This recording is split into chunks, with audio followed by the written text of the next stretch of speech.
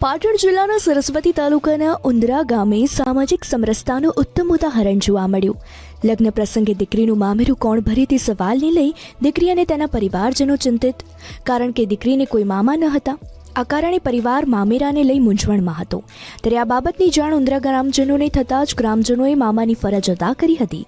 ગામ લોકોએ એક બેઠક બોલાવી દીકરીનું મામેરું ગામના લોકો ભરશે તેવું નક્કી કર્યું.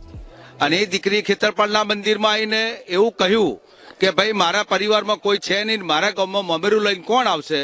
તો સમગ્ર ઉંદરા ગામ એક થઈ ગયું, એક હા થઈ ગયું, 18 આલમ એક થઈ અને ઉંદરા ગામે આજે ખૂબ જંગી, ખૂબ બેન્ટ વાજા વરઘોડા સાથે મારી બહેનનું આજે ઉંદરા ગામ જે ખેતરપાળના આશીર્વાદથી જે મામેરું ભરાય છે. આખું ગામ દીકરીના મામા બની મોટી સંખ્યામાં કલાણા ગામ ખાતે જોડાયા હતા. ડીજે અને ઢોલના તાલે મામેરું ભરવા આખું ગામ ઉમટી પડ્યું અને 7 લાખથી પણ વધુનું મામેરું ગ્રામજનોએ ભરી મામાની ફરજ અદા કરી હતી.